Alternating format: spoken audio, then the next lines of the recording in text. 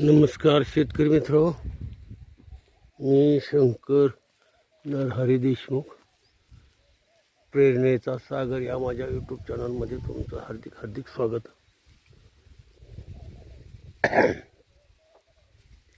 शेतकरी मित्र, आजचा विषय आहे आंब्याला सेटिंग का होत नाही आणि त्याच्यासाठी काय करावं या विषयावर आपण आज बोलणार आहोत. मित्र, किती सेटिंग झाली, आपण काही झाडांना एक वेगळा प्रयोग केलेला आहे आणि त्याच्यामुळं आंब्याची गळ कमी झालेली आहे.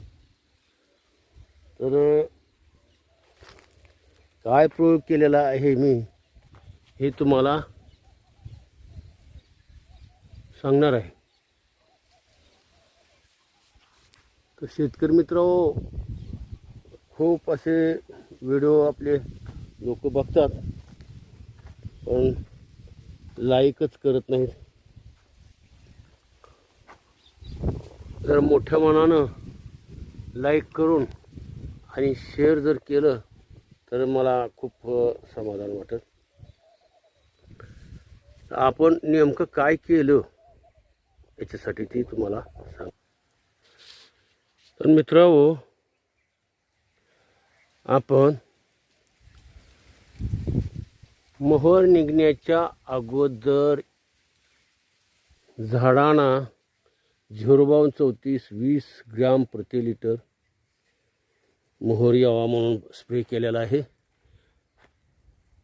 आपण कल्टार तर घातलेलंच आहे. मोहर आल्यानंतर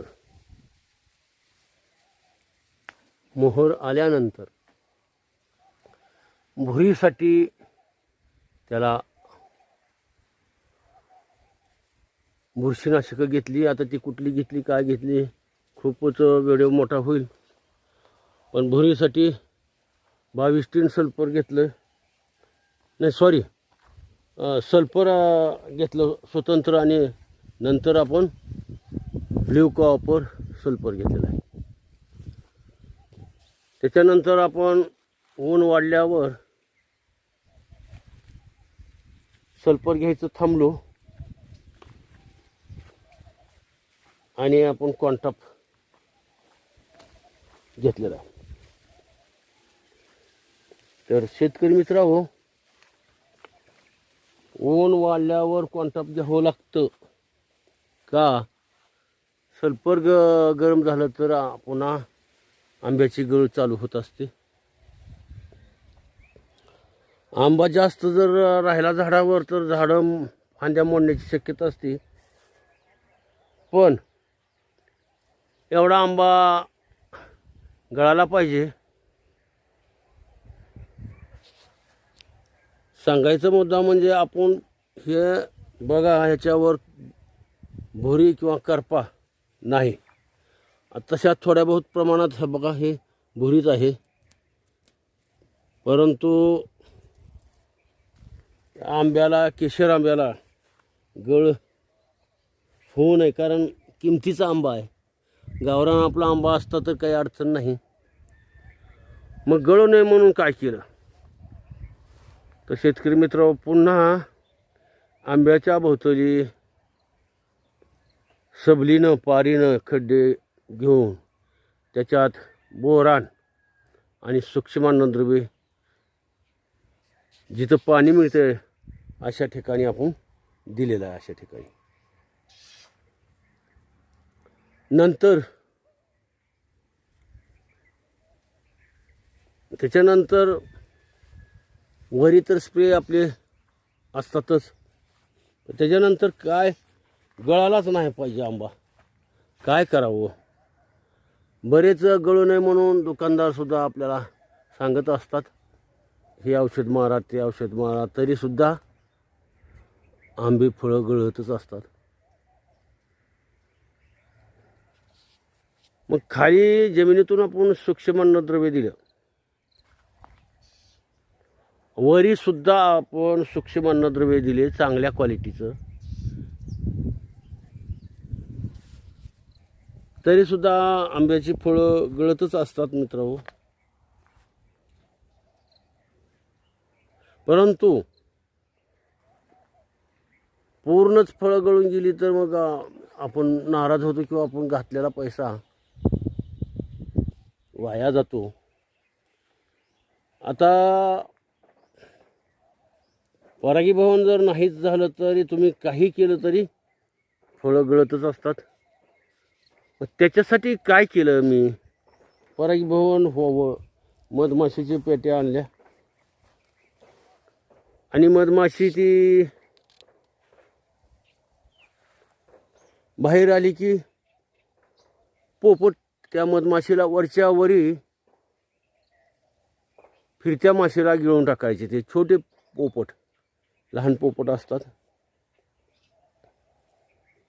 शेतकरी परेशान होतो. मग परागीभवन कसं व्हायला पाहिजे, वाऱ्यानं व्हायला पाहिजे. आता मधमाशा कुठंच राहिल्या नाही. त्या आपण म्हणतो मधमाशी मधमाशी, मधमाशीच राहिली नाही. सगळी कीटकनाशकाची दुनिया निघाली. कीटकनाशकं ज्वारीवर, डाळिंबावर, खरबुजावर, आंब्यावर सगळीकडं कीटकनाशकं वापरत आहेत. मग परागीभवनासाठी काय करावं, आणि हा खूप महत्त्वाचा व्हिडिओ आहे.